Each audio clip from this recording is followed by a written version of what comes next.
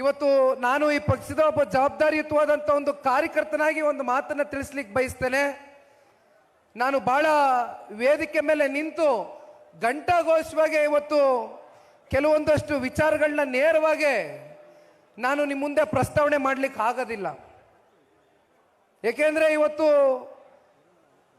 ನಮ್ಮ ಮಿತ್ರ ಪಕ್ಷವಾಗಿರ್ತಕ್ಕಂಥ ಭಾರತೀಯ ಜನತಾ ಪಾರ್ಟಿ ಅವರ ಜೊತೆಗಿನ ಒಂದು ಮಿತ್ರತ್ವ ಕಳೆದ ಸಂಸತ್ ಚುನಾವಣೆಯಲ್ಲಿ ನಮ್ಮ ಭಾರತ ದೇಶದ ಗೌರವಾನ್ವಿತ ಪ್ರಧಾನಮಂತ್ರಿಗಳ ಕಳೆದ 11 ವರ್ಷದ ಆಡಳಿತ ವೈಖರಿಯನ್ನು ಮೆಚ್ಚಿ ಅವರ ಜೊತೆಯಲ್ಲಿ ನಮ್ಮ ಪಕ್ಷದ ವರಿಷ್ಠರು, ವಿಶೇಷವಾಗಿ ಸನ್ಮಾನ್ಯ ದೇವೇಗೌಡರು ಸಾಹೇಬರು ತಗೊಂಡಂಥ ಒಂದು ನಿರ್ಣಯಕ್ಕೆ ನೀವೆಲ್ಲರೂ ಜೊತೆಗೂಡಿ ಇವತ್ತು NDA ಮಿತ್ರಕೂಟದ ಸಂಸತ್ಗೆ ನಿಂತಂಥ ಅಭ್ಯರ್ಥಿಗಳನ್ನ 19 ಜನ ಸಂಸದರನ್ನ ಇವತ್ತು ಕರ್ನಾಟಕ ರಾಜ್ಯದಿಂದ ಶ್ರೀ ನರೇಂದ್ರ ಮೋದಿಜಿ ಅವರಿಗೆ ಕೊಡುಗೆಯಾಗಿ ಕೊಡ್ತಕ್ಕಂಥದಕ್ಕೆ ಜನತಾದಳ ಪಕ್ಷದ ಕಾರ್ಯಕರ್ತ ಬಂಧುಗಳು ಮತ್ತು ಭಾರತೀಯ ಜನತಾ ಪಾರ್ಟಿಯ ಕಾರ್ಯಕರ್ತ ಬಂಧುಗಳ ಒಂದು ಆರೋಗ್ಯಕರವಾದಂಥ ಒಂದು ಮಿತ್ರತ್ವ ಅದು ಸಾಬೀತಾಗಿದೆ.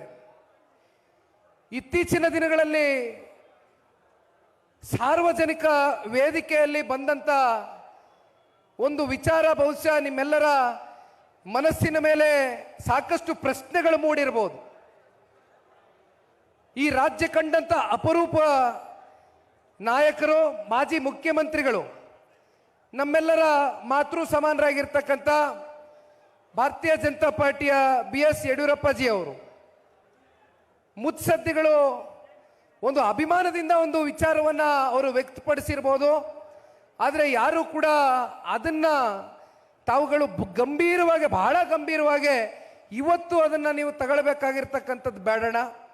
ಏಕೆಂದರೆ ನಾನು ಈಗಾಗಲೇ ಭಾಳ ಸ್ಪಷ್ಟವಾಗಿ ಹೇಳಿದ್ದೇನೆ, ನಮ್ಮ ಬಾಯಲ್ಲಿ ಯಾವುದೇ ಮಾತುಗಳು ಬಂದಾಗ ಅದು ಇಡೀ ರಾಜ್ಯದ ಜನತೆ, ವಿಶೇಷವಾಗಿ ಇವತ್ತು ಮಾಧ್ಯಮದ ಸ್ನೇಹಿತರು ಕೂಡ ಇಲ್ಲಿದ್ದಾರೆ, ಎಲ್ಲರೂ ಕೂಡ ಭಾಳ ಗಂಭೀರವಾಗಿ ಅದನ್ನು ತೆಗೆದುಕೊಳ್ತಾರೆ. ಹಾಗಾಗಿ ಒಂದು ಮಾತು ನಿಮಗೆ ಈ ಸಂದರ್ಭದಲ್ಲಿ ನಾನು ಭಾಳ ಸ್ಪಷ್ಟವಾಗಿ ತಿಳಿಸ್ಲಿಕ್ಕೆ ಬಯಸ್ತೇನೆ. ಜವರೇಗೌಡರು ಎಲ್ಲೋ ಒಂದು ಕಡೆ ಒಂದಷ್ಟು ಮಾಧ್ಯಮಗಳಲ್ಲಿ ಮಾತಾಡಬೇಕಾದ್ರೆ ನಿಖಿಲ್ ಕುಮಾರಸ್ವಾಮಿ ಯಶವಂತಪುರಕ್ಕೆ ಅಂತಕ್ಕಂಥದ್ದನ್ನು ಕೂಡ ಹೇಳಿದ್ರು.